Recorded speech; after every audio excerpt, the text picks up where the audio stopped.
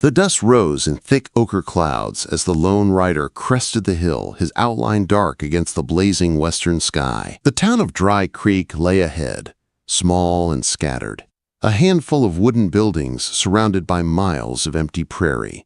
The summer heat shimmered over the dirt streets, bending light and air until the whole place looked like a mirage about to vanish.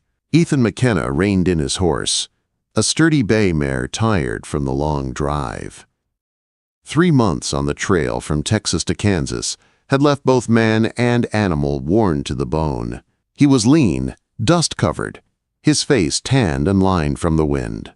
All he wanted was a hot meal, a cold drink, and a place to rest his head for a few nights before heading back south. Dry Creek wasn't much. A few false-fronted stores, a livery, a church, and one saloon that seemed to hold the heart of the town, the Lucky Dollar. Ethan tied his mare to the hitching post and stepped inside, pushing through the swinging batwing doors. The saloon was dim and smoky, the smell of whiskey and old wood filling the air. A few cowhands sat hunched over their drinks, voices low. The piano stood silent in the corner. The bartender, a heavy man with grand mutton chops, looked up from polishing a glass. "Stranger," he greeted, the word carrying both welcome and warning. "Whiskey," Ethan said, taking a stool. "And maybe you can tell me where a man might find a bed that doesn't move with the wind." The barkeep poured the amber liquid and leaned close. "Sam Morrison's got rooms above his store, fair price, clean sheets. But if you're lucky, you might find yourself at the Whelan place. Best food in 3 counties. And 2 pretty sights if you've got eyes for that sort of thing." A ranch hand at a nearby table chuckled. "Pretty sights, huh? Clara Whelan could make a preacher break his vows." "Now, don't forget her sister," another man said with a grin, though nobody counts the widow anymore. The laughter that followed was low and mean.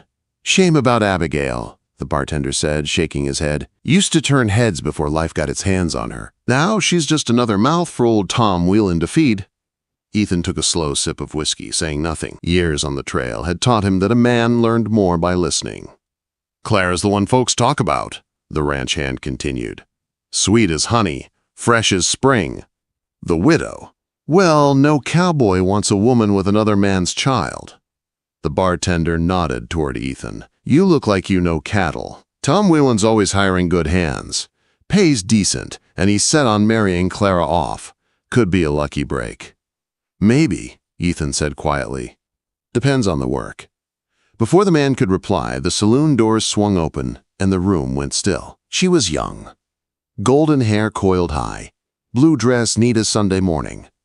Clara Whelan moved like she knew every eye followed her. Her cheeks were flushed with health, her smile polished as silver.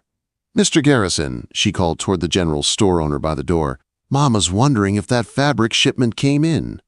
"Tuesday, Miss Clara," the man answered quickly, tipping his hat. Her gaze swept the room and landed on Ethan. For a heartbeat, their eyes met, hers curious and bright, his unreadable. She smiled, the kind of practiced smile that had likely broken a few hearts, then turned and left, skirts whispering against the floorboards. "That's Clara Whelan," the bartender said, grinning. "Prettiest sight this side of the Mississippi." But Ethan wasn't looking at the door anymore. He'd noticed the figure waiting outside, a woman standing in the dust, older, dressed in plain black. She kept her head low beneath a faded bonnet, but there was something about her posture, straight, proud, despite the worn clothes, that caught his attention. When Clara stepped out, the woman fell in behind her, protective, almost watchful. "The widow," someone muttered. "Abigail follows Clara around like a shadow. Protective, I guess. Though what Clara needs protecting from in Dry Creek, no one knows." "Maybe she's protecting Clara from cowboys like him," another man joked, pointing his chin toward Ethan. Laughter rippled through the room. Ethan drained his glass and set it down. "Where might I find Tom Whelan?" 3 miles north, the bartender replied. "Follow the creek till you hit the cottonwoods. Big white house. You can't miss it." Ethan nodded, tossed a coin on the bar, and stepped back into the scorching afternoon. His mare whickered softly as he untied her. He patted her neck, squinting northward. The sun hung low, the sky wide and merciless. As he rode toward the Whelan Ranch, his thoughts wandered to the two women he'd just heard about, the Golden Beauty and the widow nobody wanted. By the time the house came into view, the land had begun to soften. Cottonwoods rustled in the wind, and the big white house gleamed like a promise against the barren plain. It was the kind of home only the successful built out here. Porch wrapped around, glass windows shining, a mark of comfort won from hard soil. Tom Whelan met him at the gate. The man was stout, gray-haired, with the satisfied air of someone who'd done well for himself. Always room for another good hand, he said after a short talk. You got references? Quote, drove cattle for Jim Crawford out of San Antonio. He'll vouch for me. Whelan's brows lifted. Crawford's a solid man. You're hired. $1 a day and a bunk. Supper's at sundown. As if summoned, the front door opened and Clara appeared, framed by sunlight. Papa, Mama wants to know. Oh. She stopped, surprised. I didn't know we had company. This here's Ethan McKenna, our new hand, Whelan said. Mr. McKenna. She dipped a small curtsy. Welcome to the Whelan Ranch. I hope you'll stay a while. That depends on your father, Ethan replied politely. Well, she said with a smile that could melt butter, Mama always cooks extra on Saturdays. You must join us for supper. Clara, came a firm voice from inside. Stop dawdling and help with the preserves. Clara sighed prettily. Coming, Abigail. She rolled her eyes at Ethan. My sister, quite the taskmaster. Then she vanished inside. Whelan chuckled. That's my youngest, light of my life. The older one, Abigail, lost her husband 2 years back. Fever took him, left her with a boy to raise. She keeps the house running smooth. Ethan followed him to the bunkhouse, clean and quiet, the smell of hay in the air. Bunk's yours, Whelan said. Oh, and there's a church social this Saturday. Good place to meet folks. My Clara does love a dance. When he left, Ethan sat on the edge of his bunk, boots heavy with trail dust. Through the window he could see the back of the main house. A woman was hanging laundry, sleeves rolled, movements brisk, efficient. The setting sun caught the lines of her face, strong and tired and beautiful, in a way that had nothing to do with youth. A small boy played in the dirt beside her, pushing a carved wooden horse through the dust. She bent to fix his collar, and when she smiled at something, he said, the sound of her laughter, soft and surprised, reached Ethan where he sat. She looked up suddenly, as if she felt his eyes. For a heartbeat, they stared at each other across the yard. Then she turned away, gathering the empty basket, and went inside. Ethan lay back on his bunk, staring at the rough wooden ceiling. He'd come to Dry Creek looking for rest and wages, but something told him he'd found something else instead. What that was, only time would tell. The sun sank low over the plains, turning the cottonwoods gold as the day bled into evening. Ethan washed the trail dust from his face in the pump behind the barn and changed into a clean shirt before heading to the main house. Supper smelled of roast beef and fresh biscuits, and the air hummed with quiet conversation. Inside, the Whelan dining room looked like something from a dream. A long oak table polished to a shine, oil lamps throwing warm light across china dishes that had likely come all the way from back east. Clara sat near the head of the table, her golden hair glowing in the lamplight. She looked up as Ethan entered. Mr. McKenna, she said brightly. Do sit here. She patted the chair beside her, all charm and confidence. Ethan nodded politely, removing his hat. He noticed the other hands taking seats farther down, careful to leave the place beside Clara open. At the far end of the table, a quiet figure moved between kitchen and dining room. Abigail. She carried platters of food with quick, sure motions, serving everyone before taking her seat beside a small boy with dark hair, Samuel. The child's eyes shone with curiosity as he sneaked glances at the new cowboy. Tom Whelan bowed his head for grace, and then conversation began again, mostly led by Clara. Mr. McKenna has just come from a cattle drive, she announced. From Texas, wasn't it? How exciting! Did you meet any outlaws, Indians? Ethan cut into his beef. Mostly we met Weather and Rivers, Miss Whelan. Outlaws prefer richer pickings. Oh, how dull, she said with a little pout. I thought cattle drives were full of adventure. Adventure usually means trouble, Abigail said softly, her tone mild. The last thing any sensible man looks for. Clara gave a light laugh. My sister means well. She's forgotten what fun feels like. Ethan looked across the table. Sometimes surviving the day is its own kind of fun, he said. Abigail met his gaze for a second, then looked down to cut Samuel's meat. The talk drifted on, church socials, weather, neighbors. Ethan listened more than he spoke, but he found his eyes drawn to the widow's quiet composure. She didn't seek attention. She didn't need to. Her strength sat on her shoulders like something she'd worn a long time. Mama, can I show Mr. McKenna my horse after supper? Samuel piped up, his voice small but eager. Samuel, Clara said with a laugh that carried just a touch of scorn. I'm sure Mr. McKenna has better things to do than look at toys. I'd like to see it, Ethan said, smiling at the boy. I've always been partial to horses. Samuel beamed. Across the table, Abigail's expression softened, gratitude flickering through her eyes. Dinner passed with Clara doing most of the talking. She was lively, practiced, and as perfect as her curls. But when Ethan glanced toward Abigail, he saw a different kind of beauty. The quiet kind that didn't fade when the room emptied. After supper, the men stepped onto the porch for tobacco and the cooler night air. Samuel darted out with his carved horse clutched tight, proudly showing it to Ethan. The toy was rough but detailed, clearly made by careful hands. Fine work, Ethan said, crouching to inspect it. Who carved it for you? Mama did, the boy said proudly. She can make anything. She made soldiers too, but Aunt Clara says soldiers aren't proper. Ethan smiled faintly. Well, I reckon a boy's got to have his soldiers. Samuel. Abigail's voice came from the doorway, low but firm. Bedtime. Ah, Mama. Now, sweetheart. Ethan rose as she approached. You've got quite a craftsman here, Mrs. Carson. She hesitated. Thank you. Samuel keeps my hands busy. Their eyes met in the lamplight. Her face was tired but kind. The corners of her mouth curved in a hint of something that might have been a smile. Thank you for being kind to him, she said quietly. Not everyone is. Ethan tipped his hat. He's a good boy, bright. Reminds me of my younger brother. Something shifted in her expression. Softness touched with sadness. Good night, Mr. McKenna. Good night, ma'am. Quote. He watched her walk away, Samuel's small hand tucked in hers, their shadows stretching long in the moonlight. The next afternoon brought work and sun. Ethan joined the other hands, mending fences, the rhythm of hammer and wire steady and grounding.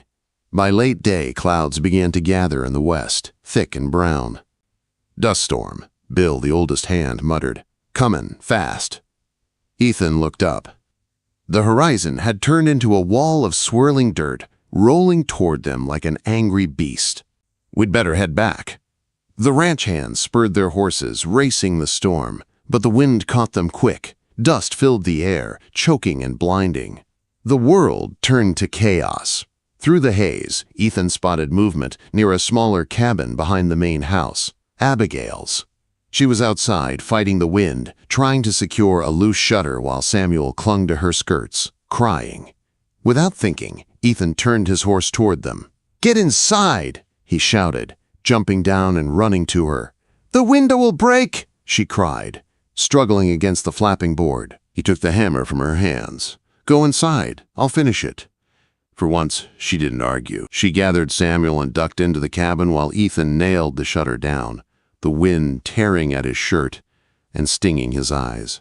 He forced the door closed behind him and dropped the bar into place. The sudden quiet inside was startling. Dust drifted in the lamplight. Abigail stood near the table, holding Samuel tight. Her hair had come loose, falling in wild waves around her face. Thank you, she said, her voice trembling only slightly. I couldn't have managed alone. You were managing fine, Ethan said, breathing hard, but I reckon it's safer with two. The boy whimpered as the wind howled outside. Abigail knelt, smoothing his hair. It's all right, sweetheart. Just a storm. The cabin's strong. The space was small but tidy, a woman's touch everywhere. Curtains sewn from flour sacks, a rug made of old shirts, everything neat despite the wear. Ethan's eyes caught on a small Bible on the shelf beside a wooden carving. James Carson's name burned into the spine. "Would you like some coffee?" Abigail asked after a moment. "Thank you, ma'am." They sat at the table while Samuel played with his horse on the floor. The sound of the wind filled the silence. "How long have you been widowed?" Ethan asked softly, then cursed himself for the question. 2 years, she said simply. Fever took him. Samuel was 4. "I'm sorry." She shrugged gently. "We had 3 good years.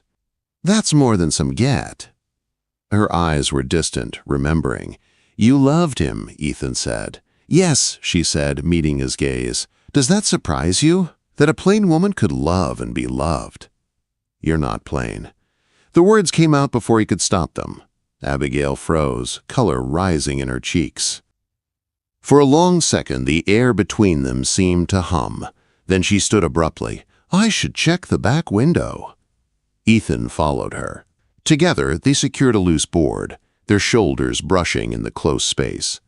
The storm raged, but the cabin held. When they returned to the table, Samuel had fallen asleep on his pallet, clutching his carved horse. Abigail covered him with a quilt, her movements tender.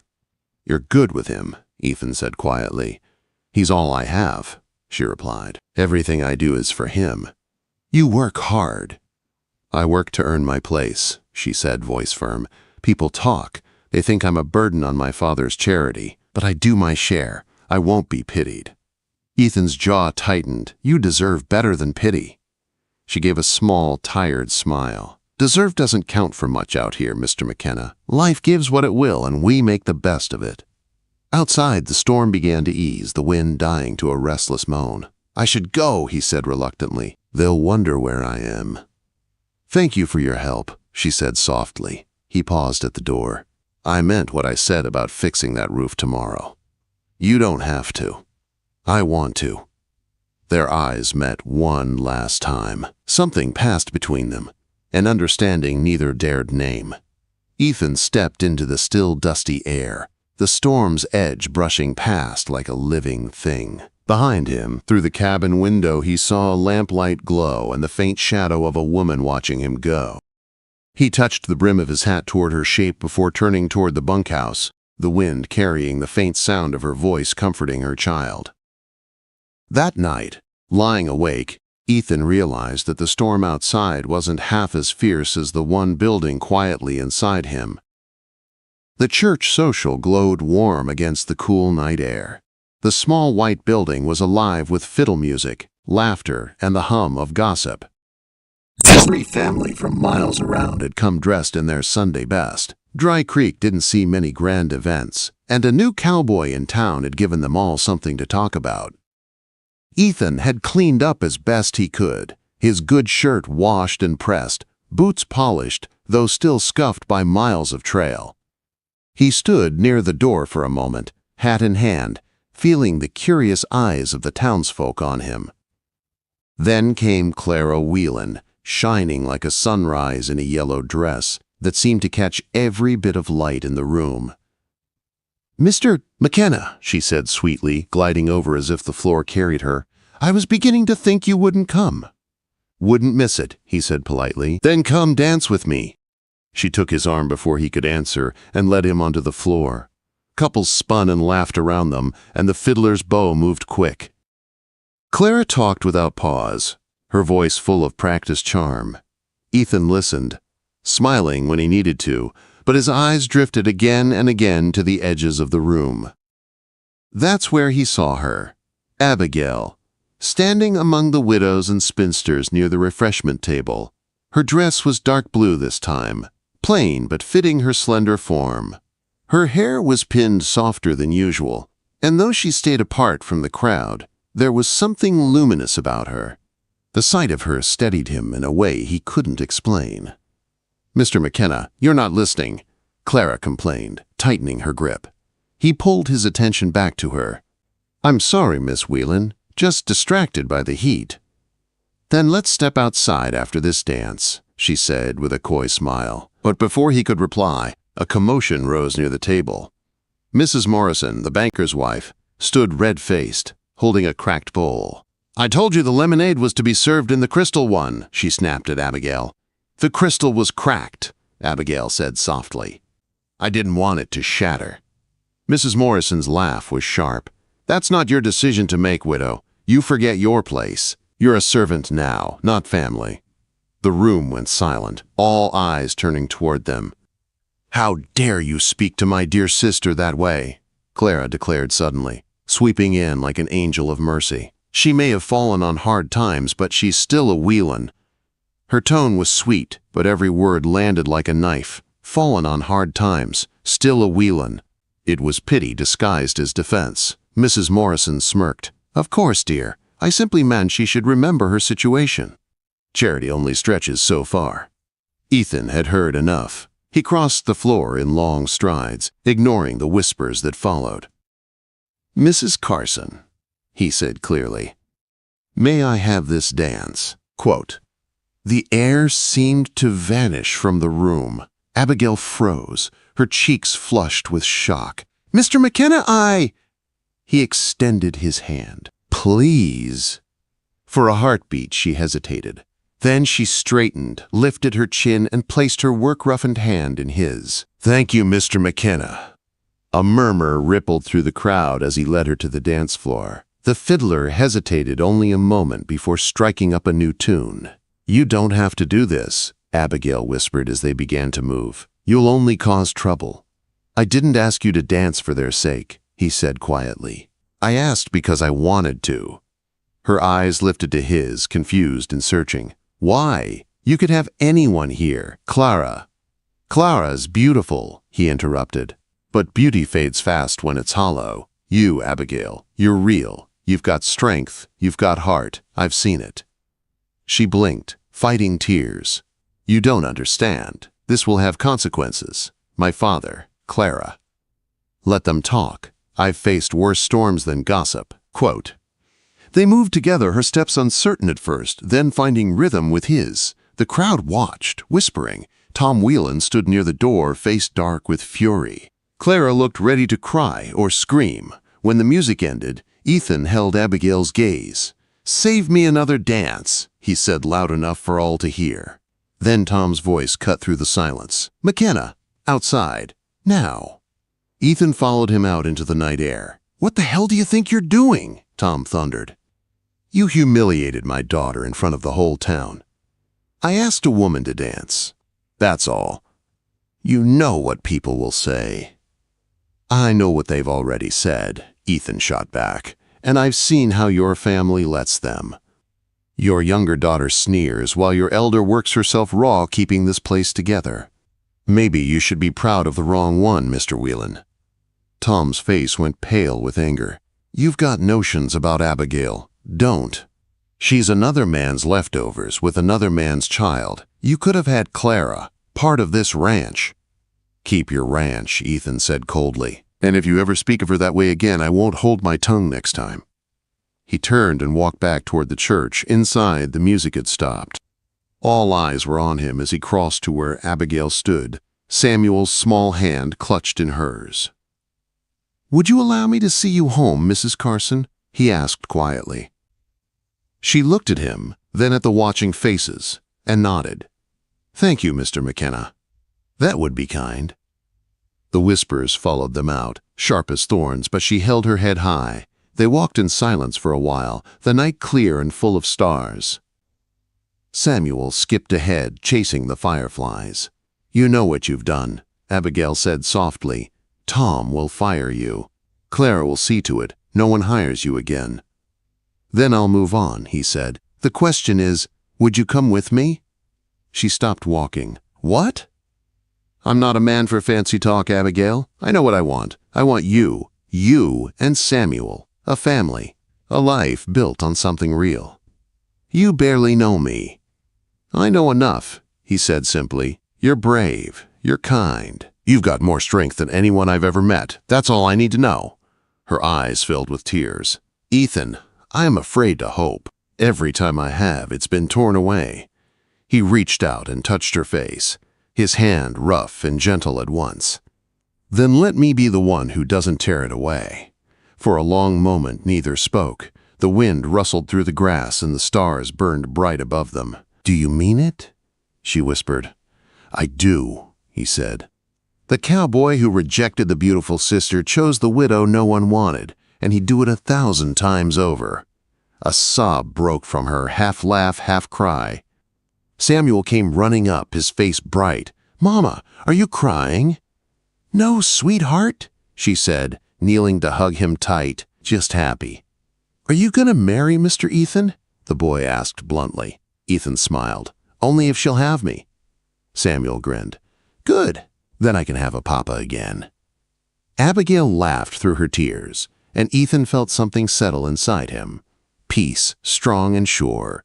He took her hand. "Come morning, we'll tell Tom the truth, and after that, we'll build something new, somewhere that's ours." She nodded, still trembling. "You'd give up everything here?" "For you," he said simply. "Everything worth keeping I've already found." The three of them stood there under the wide western sky, the widow no one wanted, the cowboy who saw her worth, and the boy who'd bound them together. Behind them, the lights of Dry Creek flickered small and distant. Ahead lay the open land, wild and waiting. Whatever storms came next, they would face them together.